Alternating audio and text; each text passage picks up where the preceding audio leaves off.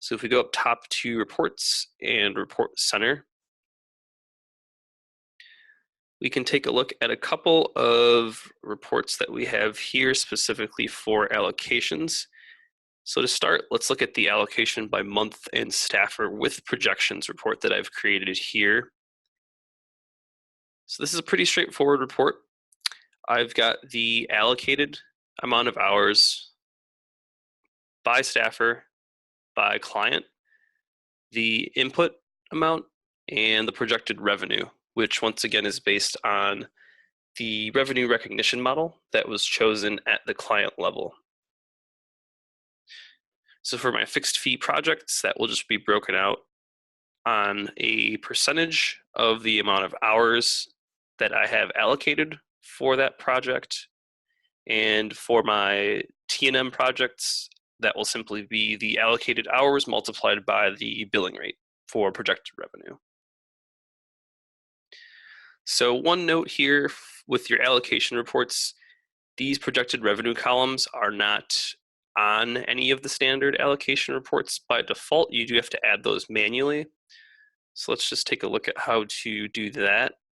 So I started here with the allocation by month and staffer report.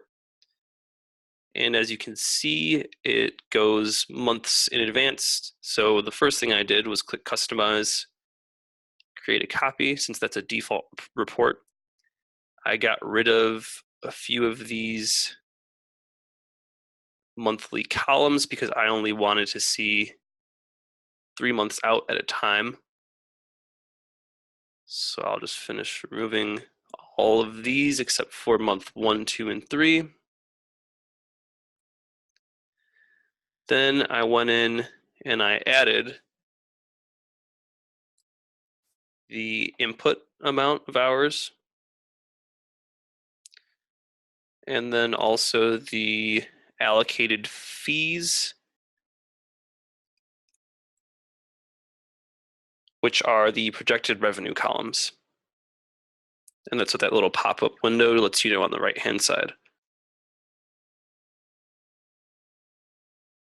What I also did was I activated column groups up top.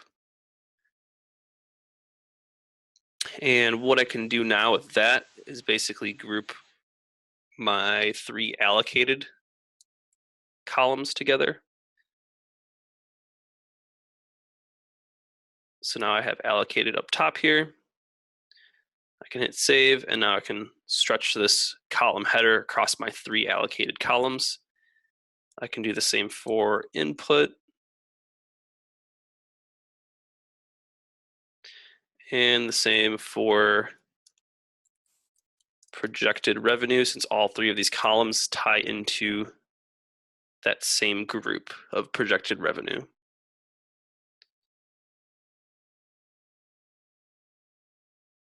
So that would be the quick way to create that report.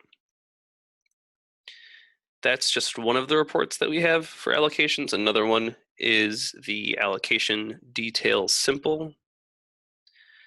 So this simply gives you, for each staffer, job and task for the given period, how many hours have been allocated, how many have actually been input, and what the ratio of input versus allocated is in terms of a percentage.